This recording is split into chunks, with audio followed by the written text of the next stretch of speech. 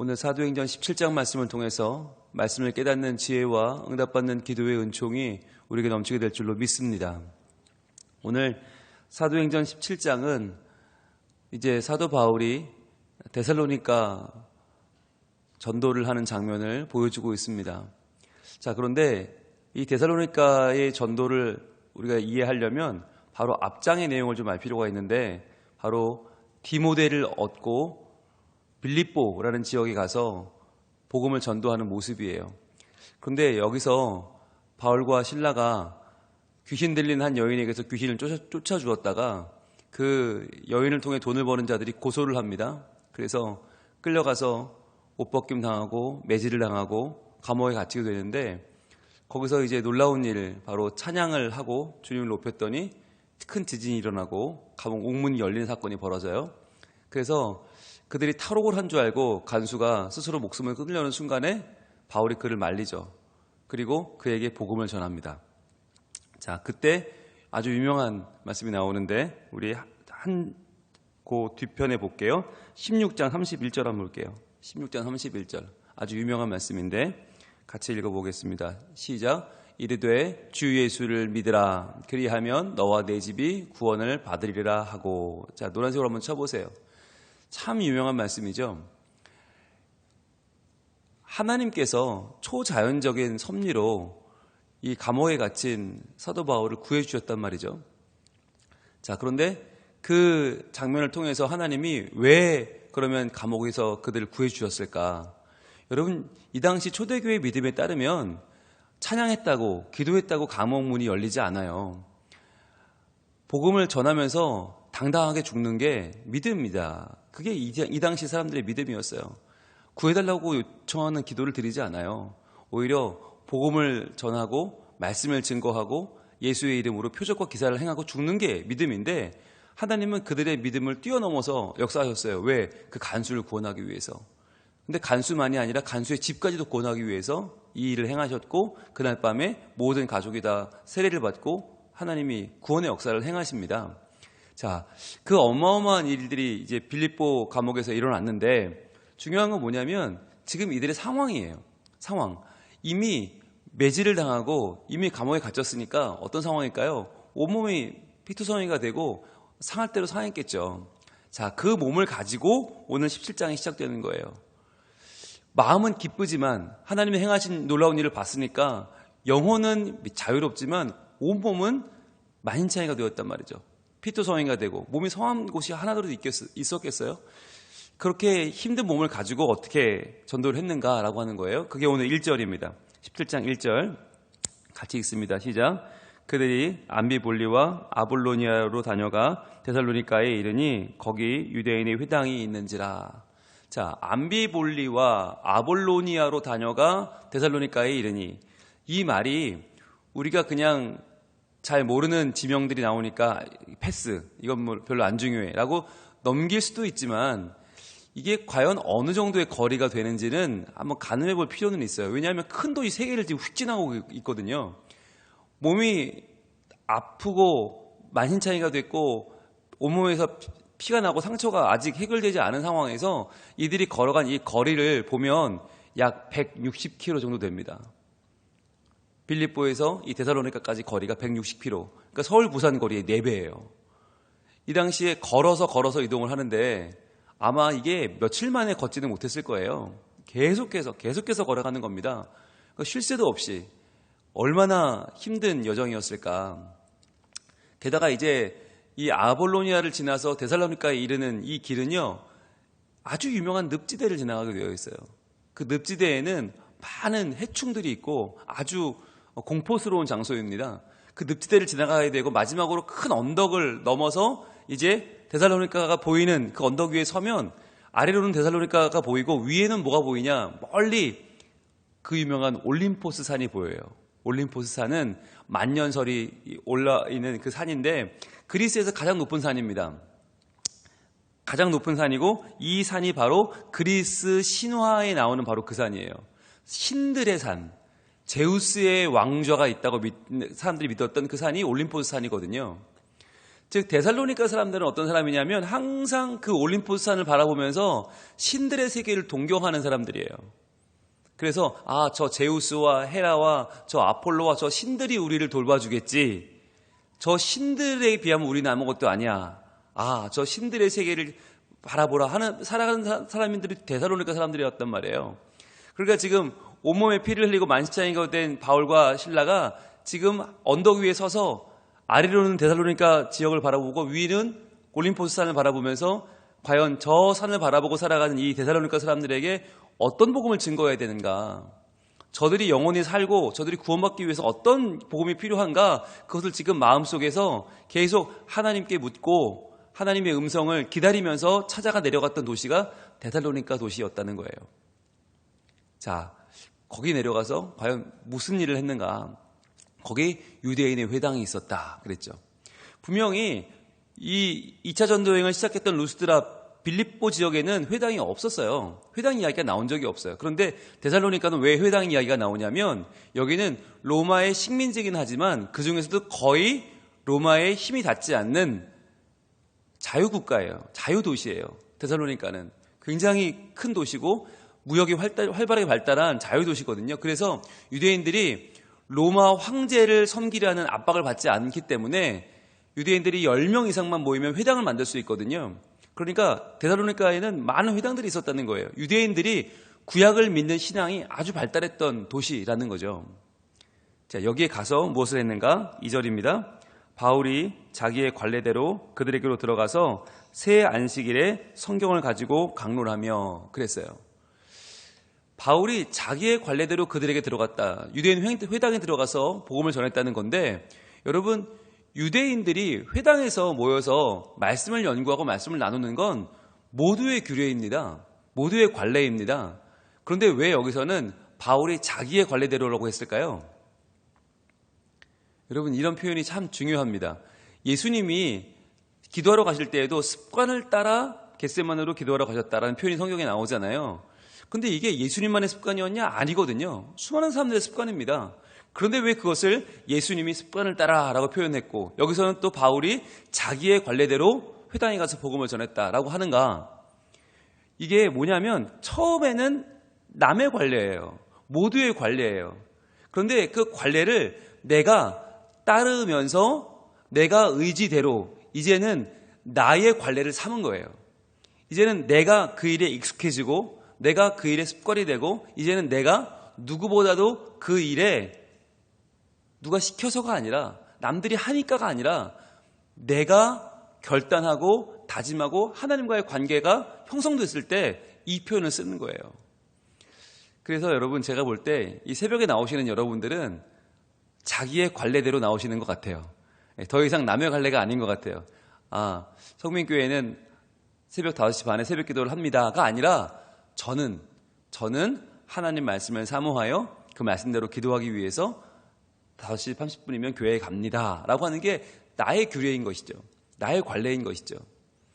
여러분, 이게 중요해요. 이 교회에 다니는 또는 하나님을 믿는 신앙이 이게 누구 신앙이냐? 우리 부모님 신앙이냐? 아니면 사람들이 다 그렇게 하니까 하는 거냐? 아니면 내가 결단해서 하나님과 1대1의 관계를 맺고 있느냐? 이게 중요한 거예요. 안 그러면 이게 자기 규례가 안 되면 매일 나와도 끌려 나오는 거예요. 늘 신앙생활을 해도 기쁘지 않아요. 남들 보라고 하는 거니까. 여러분, 새벽기도 끝나고 기도를 얼마나 해야 됩니까? 어떤 사람들은 경쟁을 합니다. 내가 저 사람보다는 더 하리라. 저 사람보다는 더 오래 있다 가야지. 여러분, 아무 의미 없어요. 아무 의미 없고요. 내가 꼭 몇 등 안엔 들어야지. 그건 들면 뭐 할 건데요?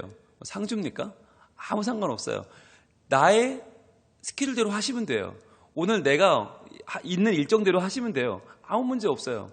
어떤 분들은 내가 여기서 제일 먼저 일어나면 부담되겠지? 내가 좀 끝에서 2번째, 3번째 안엔 들어야 돼. 아무 의미 없어요. 여러분, 자기 관례가 중요합니다. 여러분, 중요한 건 뭐냐면 꾸준히 하시는 거예요. 꾸준히. 어떤 분들은 사람들 보라고 오늘은 내가 제일 늦게 가야지. 아니요. 하루 이틀, 3일 나흘, 제일 교회 일찍 온다, 제일 교회 늦게 간다. 아무 의미 없습니다. 다만 내가 할 수 있는 만큼 최선을 다해서 나의 교회를 만들면 되는 거예요. 그래서 여러분, 내가 뭐 몇 년 동안 새벽기도 한 번도 안 빠졌다.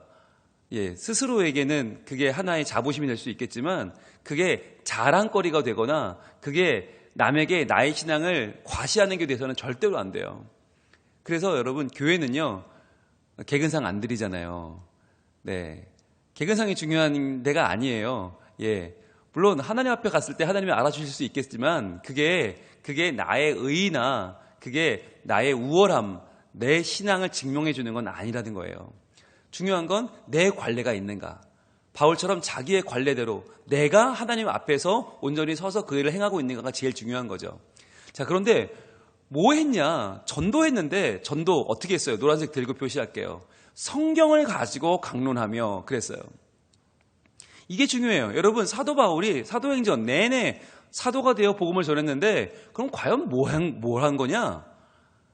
여러분, 우리가 오해를 하는데 전도가 뭐냐 그러면 사람들이 자기가 받은 은혜, 내가 받은 경험, 내가 했던 간증을 얘기하는 걸로 그렇게 생각을 해요, 전도를. 그래서 나는 전도할 게 없다고 그래요. 나는 특별한 간증이 없다. 난 특별한 체험이 없다.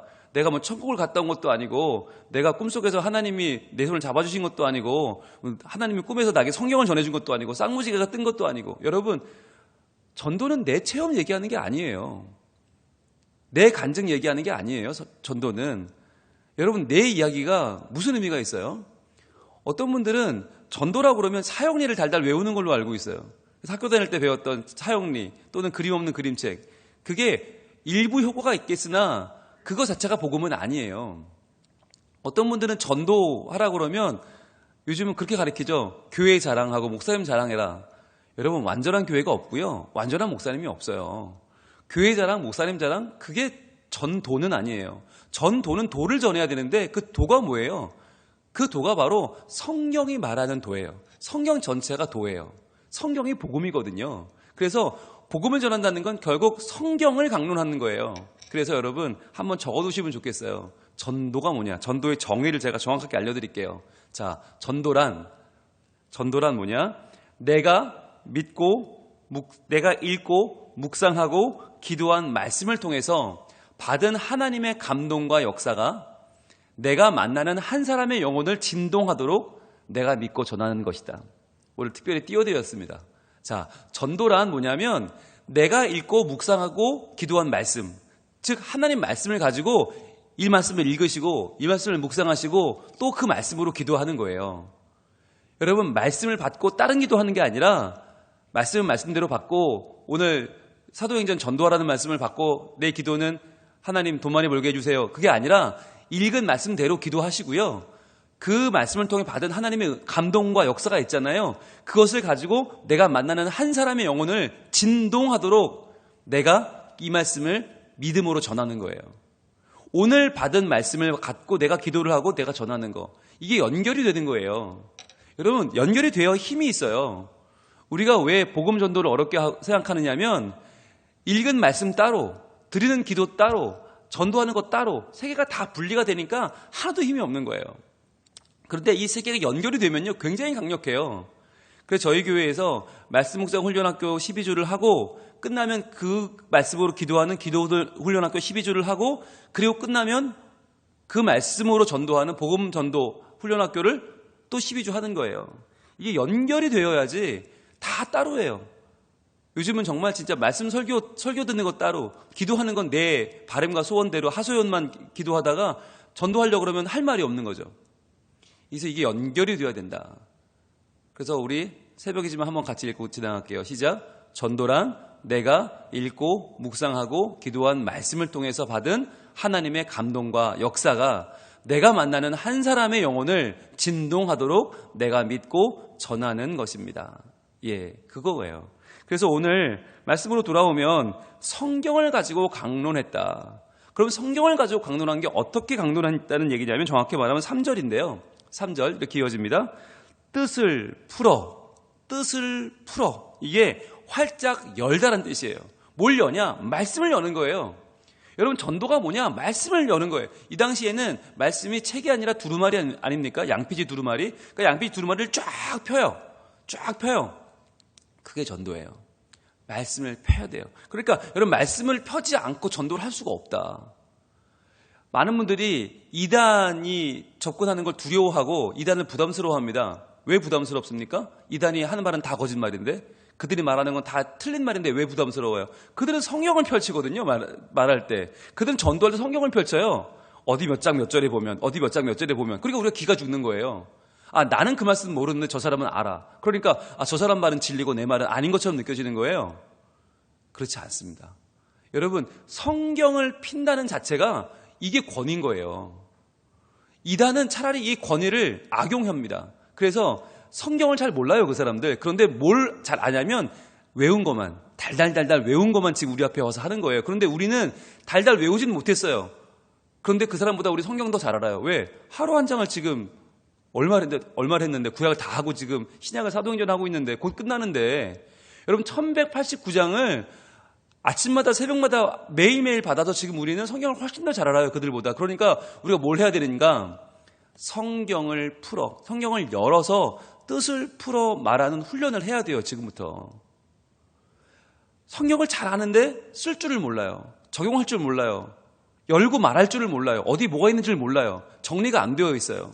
그러니까 성경에 수많은 내용들이 있는 머릿속엔 들어있는데, 내 감동 속에는 있는데 이걸 내가 찾아서 보여줄 수는 없어요. 그러니까 내가 남이 성경 들고 얘기하면 굉장히 기가 죽는 거예요. 그래서부터 이제 우리가 해야 될 일은 뭐냐면 성경을 열어서 뜻을 풀어 지금 이 사도 바울이 하고 있는 이 전도를 우리가 하는 걸 훈련해야 되는 거예요. 그게 훈련학교에서 하는 일이에요. 자, 뜻을 풀어 뭐합니까?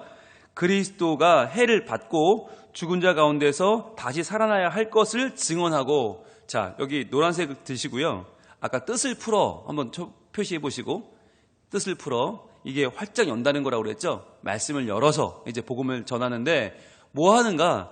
증언하고 나오죠. 또 노란색 쳐보세요. 증언하고가 이게 무슨 뜻이냐면 식탁을 차린다는 뜻이에요. 음식을 하나씩 음식을 배열하는 거예요. 그러니까 여기는 밥을 놓고, 여기는 국을 놓고, 여기는 반찬을 놓고, 여기는 김치를 놓고, 여기는 샐러드를 놓고, 이렇게 놓는 게 음식을 식탁 차린다, 이게 증언하다예요. 즉 무슨 얘기냐면 아무 말이나 막 던지는 게 아니고 성경의 말씀을 상대방에게 하나하나 논리적으로 상대방이 설득될 수 있도록 하나하나 배열해 놓는 거예요. 하나님은 어떤 분이냐? 우리는 어떤 존재냐? 그럼 죄라는 것은 뭐냐? 구원은 뭐냐? 예수님은 왜 오셨는가? 하나하나, 그럼 교회는 왜 존재하고, 성령님은 어떤 분이고, 말씀은 어떤 역할을 하고, 하나하나 음식을 배열하듯이 그렇게 큰 한 상을 차리는 거예요. 그게 증언하는 거예요. 증언하고 이르되, 자, 그러면 그 앞에 나온 말부터 보시면 그리스도가 해를 받고 죽은 자 가운데서 다시 살아나야 할 것, 이게 성경이 증거하는 내용이라는 거예요. 성경을 열고 무슨 얘기를 하냐? 여러분, 그리스도는 메시아거든요. 이 당시에 유대인들에게 메시아라는 존재는 어마어마한 존재예요. 우리를 로마의 속국에서 구원해 줄 하나님의 구원자, 메시아. 그런데 그 메시아가 예수님이라는데 예수님이 십자가에 죽었잖아요. 그러니까 이게 유대인들은 납득이 안 되는 거예요.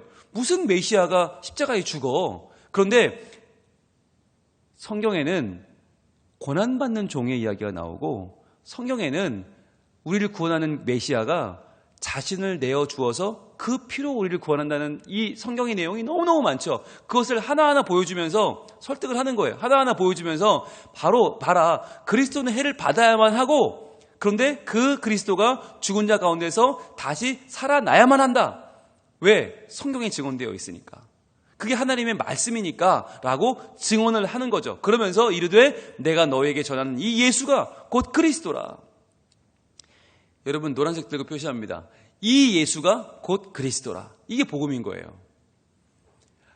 유대인들이 거부하는 예수, 십자가에 못 박혀 죽은 저주받은 나무에 달린 자 예수, 그는 그리스도일 수가 없어 라고 말하는 사람들에게, 아니, 그분이 그리스도일 수밖에 없어 라고 얘기하는 거. 이 예수가 곧 그리스도야 라고 말하는 거죠. 여러분, 여기서 중요한 거, 오늘날 복음이 옛날 복음과 많이 달라졌잖아요. 오늘날 복음을 뭐라고 전합니까? 여러분, 예수가 그리스도입니다 라고 전합니까? 아니면 예수 믿으면 돈 많이 벌고 성공하고 자녀가 잘 되고 평안을 누릴 수 있습니다 라고 합니까?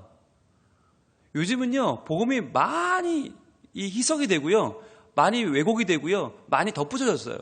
그래서 마치 예수를 믿으면 병도 안 걸리고, 예수 믿으면 자녀도 턱턱 대학 가고, 예수 믿으면 뭐 내 소원이 다 이루어지는 것처럼 그렇게 요상한 복음이 전파되고 있어요. 그래서 예수 믿었는데 병에 걸리면 교회 안 나와요. 예수 믿었는데 사업 좀 어려워지면 교회 안 나와요. 왜? 그걸 복음으로 알고 있으니까. 그렇지 않아요. 복음은 뭐냐? 예수가 그리스도다. 이게 복음이에요. 이게 너무 단순하기 때문에 이 우리를 위해서 죽으시고 우리를 위해 부활하신 예수님이 그리스도다. 이게 너무 단순하니까 우리는 이렇게 전도해서 복음이 전해질 것 같지가 않아요. 그런데요, 여러분, 성경에 나타나는 진짜 복음은 이 예수는 그리스도다고, 또 그것이 전파될 때 실제로 어마어마한 역사가 일어났어요. 지금까지 수많은 사람들이 마음을 열고 믿게 된 그 변화가 여기서 일어나는 거예요. 지금 보세요. 바울과 신라의 몰골은 말이 아닙니다. 이미 전도여행을 떠나서 오랫동안 여기까지 왔고, 게다가 빌립보 감옥에서 하도 얻어맞았기 때문에 머리부터 발끝까지 피투성이고, 이 사람들 정말 누가 봐도 겉모습 너무 추레해요. 너무 몰골이 아무것도 아니에요. 그런데 그들이 전하는 이 한마디, 예수가 그리스도다, 하나님 말씀을 풀어서 설명하는 이것을 듣고 어떤 반응이 나타났냐면, 이게 4절이에요. 4절 같이 한번 읽어볼게요. 시작. 4절. 그 중에 어떤 사람 곧 경건한 헬라인의 큰 무리와 적지 않은 귀부인도 권함을 받고 바울과 신라를 따르나 그랬어요. 여러분, 이게 복음 전도의 결과예요. 우리가 생각할 때는 추레한 사람들이, 피투성이, 몸도 성치 않은 사람들이 와가지고 정말 힘도 없이 예수는 그리스도다 외치면 이게 먹힐까? 과연 이게 전도가 될까? 그런데요, 그 당시에 경건한 헬라인들, 여기서 말하는 헬라인들은 이성주의로 꽉 찬 사람, 합리주의로 꽉 찬 사람, 이 당시에 헬라 철학으로 꽉 차 있는 그 사람들이 이 말씀을 듣고 변화가 되고, 큰 무리와 적지 않은 귀부인들이 권한을 받고 바울과 신라를 따랐단 말이에요. 어떻게? 그들의 외모를 보고, 그들의 모습을 보고? 아니요, 전혀 따를 수가 없죠. 오직 뭐예요? 말씀이 그들의 영혼을 움직인 겁니다. 그럼 누가 움직였나요? 바울이요? 신라가요? 아니요, 성령께서 그들의 마음을 움직이신 거예요. 여러분, 그걸 믿으셔야 돼요. 왜 사도행전이 성령 행전이냐? 성령께서 역사하시니까 그들이 전한 복음이 이 헬라 철학에 똘똘 뭉친 이 귀부인들, 어마어마한 부와 권력을 누리고 있던 그들의 마음속에서 변화가 일어나는 거예요. 그래서 이 사람들이 예수님을 구주로 모시고 변화되고, 그 말씀이 퍼져나가서 결국 로마가 변화되고, 그 말씀이 유럽과 미주를 변화시키고, 그게 우리나라까지 들어온 거 아닙니까? 전 세계가 복음화된 것은 바로 예수는 그리스도다, 이 한마디 때문이에요. 그러니까 우리가 복음 전도를 어려워할 게 아니에요. 우리가 이미 잘 알고 있는 말씀, 그 말씀을 활짝 열고 그 말씀 가운데에서 우리가 하나님의 말씀을 증거하면 되는데, 그래서 오늘 우리가 먼저 아까 읽었잖아요. 16장 31절 읽었죠. 이르되 주 예수를 믿으라. 그리하면 너와 내 집이 구원을 얻으리라. 이 이야기를 그냥 한마디 달달 외워서 하는 게 아니고, 이 빌립보 선교의 이야기를 들려주는 거죠. 그리고 데살로니가 교회 이 선교 이야기를 들려주면서, 오늘 내가 새벽에 들은 말씀인데, 사도 바울이 빌립보에서 이렇게 감옥에서 갇혀 있다가 감옥문이 열리고 간수가 자살하려고 할 때 그를 말리며 했던 이 말씀이 그 가정을 살렸다고, 그 가문을 살리고 그 사람을 살리고 그 도시를 변화시켰다고, 나는 이 말씀이 나에게도 적용이 된다고 믿고, 이게 우리 애기 엄마에게도 우리 이웃에게도 전달된다고 믿어요. 꼭 이 말씀을 믿고 예수님 믿고 구원받기를 바래요. 여러분, 이게 전도인 거예요. 전도는 달달달달달달 외워서 하는 게 아니고, 전도는 내 생각, 내 경험, 내 간증하는 게 아니고, 우리 교회 얘기, 목사님 얘기하는 게 아니고, 전도는 이 말씀을 들고 가서 오늘 들은 말씀을 펼쳐놓고, 이 말씀, 내가 오늘 들은 말씀, 이 말씀 붙잡고 기도한 말씀을 내가 이야기해 주는 거, 그게 전도인 거예요. 그렇게 전도할 때 역사가 일어나는 거예요. 그렇게 전도할 때 한 영혼이 변화되는 거예요. 그렇게 전도할 때 하나님 나라가 확장되는 거예요. 그러니까 우리가 사도행전을 지금 열심히 공부하는데, 이거 뭐 지명 알면 뭐하고, 이거 사건 알면 뭐 할 거예요? 달달 외우면 뭐 할 거예요? 여러분, 그게 중요한 게 아니라, 정말 중요한 건 내가 오늘 들은 이 말씀을 가지고 열심히 기도하고 내 삶의 변화를 놓고 기도하고, 그 다음에는 이걸 들고 가서 펼쳐놓고 내가 이 이야기를 해줄 수 있는가 하는 거예요. 그렇게 할 때 나도 달라지고 내 이야기를 듣는 사람의 영혼도 달라지고 하나님 나라가 분명히 우리 가운데 이루어질 줄로 믿습니다. 여러분, 그게 사도 행전의 삶을 사는 것입니다. 그렇게 사는 사람이 사도입니다. 그러니까 우리가 성경에 나와 있는 사도 바울을 되게 부러워하잖아요. 바울처럼 살면 좋겠다. 근데 말만 하고 그렇게 안 살아. 왜? 말씀이 있지 않으니까. 읽은 말씀대로 기도하지 않으니까. 또 그 말씀 들고 나가 전하지 않으니까. 그러나 여러분, 사도의 삶은 정말 간단한 삶이고 단순한 삶이에요.